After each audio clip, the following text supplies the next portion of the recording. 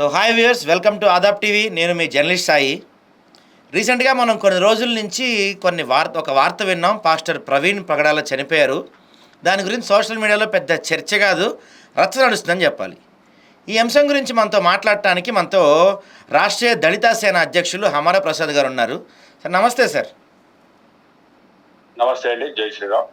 Sir చెప్పండి, ఏంటి అంటే ఈ ప్రవీణ్ గారి మృతి సహజమైందా అసహజమైందా, ఎవరన్నా మర్డర్ చేశారా, లేకపోతే ఏంటి అంటే మీ సోషల్ మీడియాలో కొంచెం గట్టిగానే మీరు ఆయన తాగి కొన్ని అసభ్యకర పదాలు వాడారు. మీరు ఆయన తాగి ఎక్కడో పడిపోయాడు, దానికి మమ్మల్ని అంటారు ఏంటి అని చెప్పి అంటున్నారు. అసలు ఏం జరిగిందంటారు? మీరు అలాంటి పదాలు ఎందుకు వాడాల్సి వచ్చింది అంటారు? ఫస్ట్ పాయింట్ ఏంటి అంటే, అసలు ఎవరి ప్రవీణ్ కుమార్ అని పగడాల ప్రవీణ్ అనే వ్యక్తి ఎవరు? అసలు ఏమైనా దేశం కోసం పనిచేసిండా, లేకుంటే సమాజం కోసం పనిచేసిండా? ఎవరు? ఒక మత మార్పిడి చేసే ఒక ముఠా, ఆ ముఠాకు ఒక నాయకుడు. ఈయన ఏమేంటి, హిందూ గ్రంథాలను కావచ్చు, ముస్లిం గ్రంథాలను కావచ్చు వక్రీకరించి బైబిలే ఫైనల్, మా దేవుడే అని చెప్పేసి మతం మారమని చెప్పి ఒక మత మార్పిడి ముఠా నాయకుడు.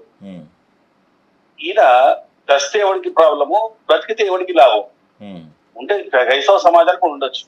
ఇప్పుడు ఇంకోటి ఏంటంటే, ఫస్ట్ పాయింట్ ఏంటంటే, సరే చనిపోతే సహజంగా ఎవరైనా కూడా అంతవరకున్న మంచి చెడును వదిలేసి తల్లి పాపం అని చెప్పి అంటారు. ఇప్పుడు మేము కూడా పాపమైనాం.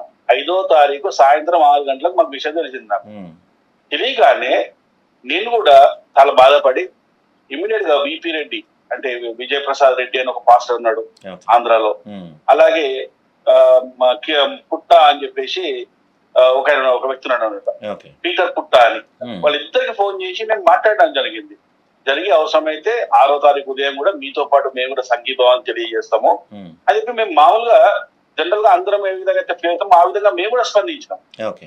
స్పందించిన తర్వాత నెక్స్ట్ డే 6వ తారీఖు నుంచి ఒక్కొక్క డ్రామాలు చూస్తే, మనం గతంలో సినిమాల్లో చూసేవాళ్ళం. మనం ఎలా అంటే, ఒక శవాన్ని అడ్డం పెట్టుకుని రాజకీయం ఎలా చేస్తారు అనేది మనం చూసాం కదా.